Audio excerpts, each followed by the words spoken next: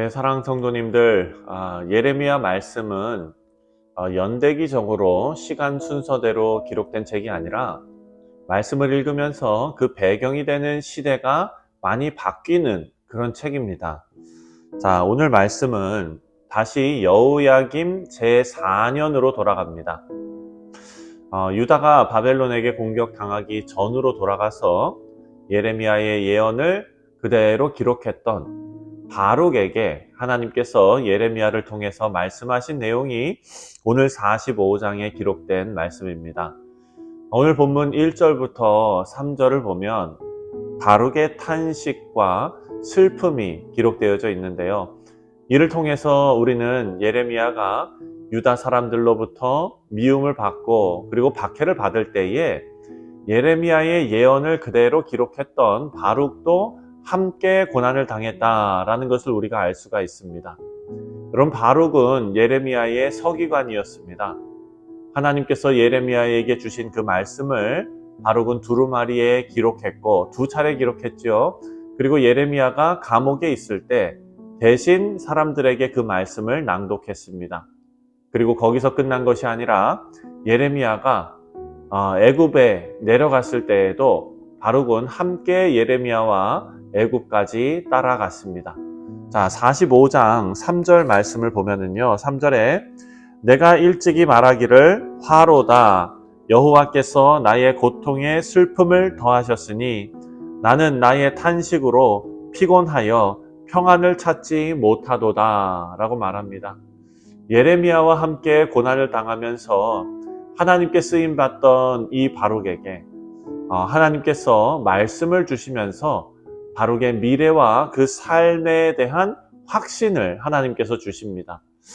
우리 사랑하는 성도님들, 우리의 삶에 있어서도 가장 확실한 돌파구는 바로 하나님의 말씀입니다. 어제 주일 말씀에서도 우리가 생각했지만 하나님의 말씀은 살아서 역사하시고 활력이 있고 좌우의 날선 검처럼 예리하게 우리에게 역사하십니다. 바룩을 향한 하나님의 말씀을 살펴보면은요, 4절과 5절에 하나님께서 바룩을 이렇게 위로하셨습니다. 4절과 5절입니다. 너는 그에게 이르라. 여호와께서 이와 같이 말씀하시기를 보라. 나는 내가 세운 것을 헐기도 하며 내가 심은 것을 뽑기도 하나니 온 땅에 그리하겠거늘 내가 너를 위하여 큰일을 찾느냐? 그것을 찾지 말라. 보라. 내가 모든 육체에 재난을 내리리라. 그러나 내가 가는 모든 곳에서는 내가 너에게 내 생명을 노량물 주듯 하리라. 여호와의 말씀이니라. 아멘. 여러분, 이 말씀에서 우리가 주목해야 할 점은 하나님께서 바룩을 위로하실 때 아이고 얼마나 힘드니 조금만 견뎌라 힘내라 이런 위로가 아니었다는 것입니다. 하나님의 위로는 4절 말씀에 나오는 대로 나는 나의 세운 것을 헐기도 하고 나의 심은 것을 뽑기도 하나니 이런 식으로 위로하십니다. 이것이 위로일까? 여러분, 사실 이런 표현은 예레미야에 나오는 가장 핵심적인 표현이고 내용입니다. 바룩에게 그 어떤 말보다 하나님의 하나님 되심, 하나님의 주권을 알려주십니다. 그 주권을 선포하십니다. 지금 이 시간이 하나님의 심판의 때이며 이 심판을 통해서 하나님의 뜻을 이루어 가신다라는 것을 보여주시는 것입니다. 그리고 5절 말씀에 뭐라고 말씀하시냐면 내가 너를 위하여 큰일을 찾느냐라고 말씀하십니다. 이 말씀은 바룩이 당하는 고난이 바룩 자신을 위해 당하는 고난이 아니라 하나님의 나라와 말씀을 위해 이 고난과 어려움을 당한다라는 말씀입니다. 이런 바룩에게 하나님께서 약속하신 것은 바로 구원입니다.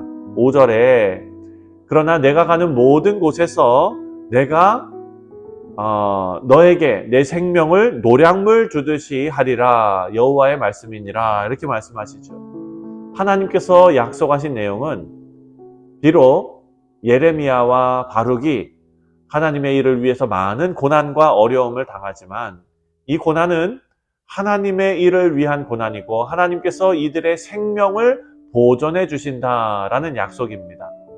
우리 사랑하는 성도님들, 보통 사람들은요, 자신의 삶을 성취하기 위해서 그 성취, 그 성과를 위해서 노력하면서 살아갑니다.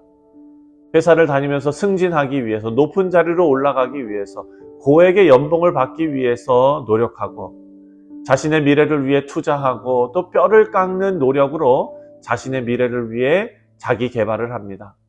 공부를 하고 투자를 하며 노력하며 살아갑니다. 하지만 이 시대를 살아가는 우리 성도들에게는 하나님께서 다른 사명과 다른 달란트를 주셨습니다.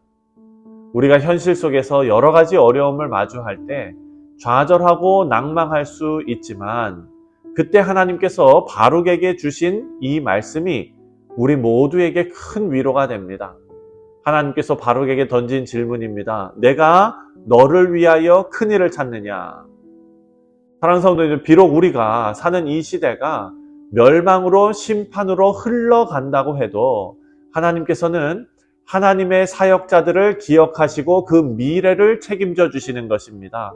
우리 모두는 하나님 나라를 위한 사역자들입니다. 내가 너를 위하여 큰일을 찾느냐라는 하나님의 이 질문은 우리에게 자신감을 주시는 말씀입니다. 지금 우리가 하는 모든 일, 여러분들이 회사에서 생활하며 일하는 일, 직장에서, 여러분의 사업과 일터에서, 가정에서, 학교에서, 모든 일 가운데 성도로서 자녀를 양육하는 일, 성도로서 직장을 다니는 일, 성도로서 사업을 하는 일, 이 모든 일에 하나님께서 이렇게 질문하십니다. 내가 너를 위하여 큰일을 찾느냐?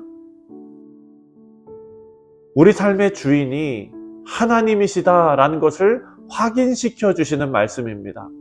사랑하는 성도님들, 하나님의 이 말씀은 우리에게 자유함을 줍니다. 우리가 하나님의 능력만 의지하고 순종할 때 하나님께서는 모든 일을 선하게 이루십니다.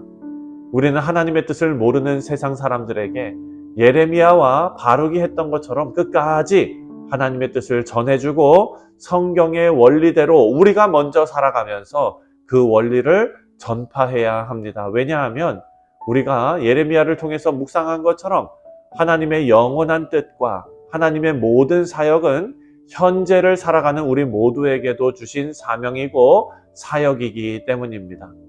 우리가 앞으로 예레미야 말씀을 끝까지 다 살펴보겠지만 예레미야 시대에는 멸망으로 끝났습니다.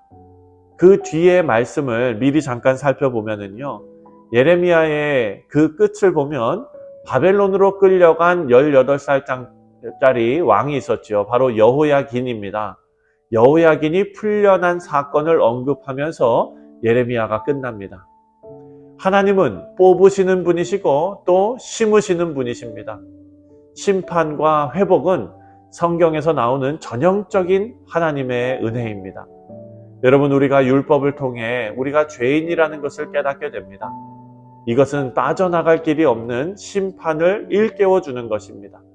그래서 역설적으로 예수님의 십자가를 우리가 바라보게 되었습니다. 하나님의 은혜를 바라보고 하나님을 의지하는 자에게는 하나님의 은혜로만 구원받는다, 그리고 하나님의 은혜로만 회복된다라는 복음의 원리가 깨달아지게 되는 것입니다.